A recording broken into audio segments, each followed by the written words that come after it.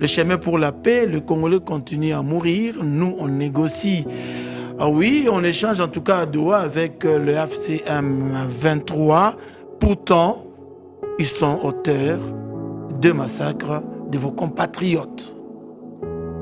D'abord, premièrement, j'exprime toute ma compassion à nos familles, nos compatriotes qui ont perdu leurs mères, leurs pères, leurs fils, leurs neveux et autres suite à ces carnages, cette routine en fait du génocide qui continue à se perpétuer à l'est de notre pays, encore avec au moins 319 morts qui ont été persécutés par ces criminels rwandais.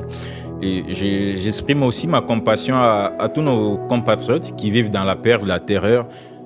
Déjà, moi, avec mon mouvement, j'ai tous mes militants, ceux qui n'avaient pas pu quitter Goma, qui vivent aujourd'hui en clandestinité, qui peuvent ni s'exprimer, ni se manifester, d'autant plus qu'ils sont toujours recherchés par cette rébellion du M23, et notamment mon adjoint qui est chargé même d'implantation et de mobilisation. HRDC, qui veut dire en toutes lettres Engagement citoyen pour le changement. Très bien.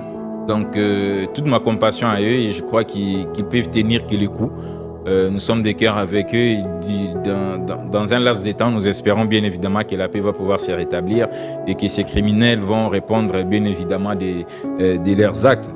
Je crois aussi qu'il est très important que l'État congolais revoie sa stratégie de gouvernance, de défense de notre pays, et c'est également aussi sa stratégie diplomatique. Parce que là, vous voyez cette impuissance étatique, d'autant plus que l'État qui est ou qui détient même ce pouvoir de la coercition légitime et qui n'arrive pas à les faire dans ces zones occupées, est généralement ou dans la plupart des cas obligé à pouvoir négocier avec cette rébellion. Il faut qu'on se le dise. La RDC ne négocie pas forcément parce qu'il veut négocier, mais la RDC est en train de négocier parce qu'il est en position d'incapacité entre guillemets notoire à pouvoir récupérer les zones occupées, également à faire en sorte que nos forces armées puissent s'imposer. Et si on comptait forcément sur les Wazalendo, aujourd'hui nous avons même l'impression que les Wazalendo qui deviennent de plus en plus déchirés, et certains même rejoignent la rébellion, et il y a de quoi beaucoup se poser de questions par rapport à notre manière, à notre gouvernance. Très important que cela soit. Et moi, j'insiste d'ailleurs parce que nous, au sein du mouvement Citoyen, nous avons élaboré ces documents de programme d'appui à la sécurité, à la paix et à l'émergence de notre pays.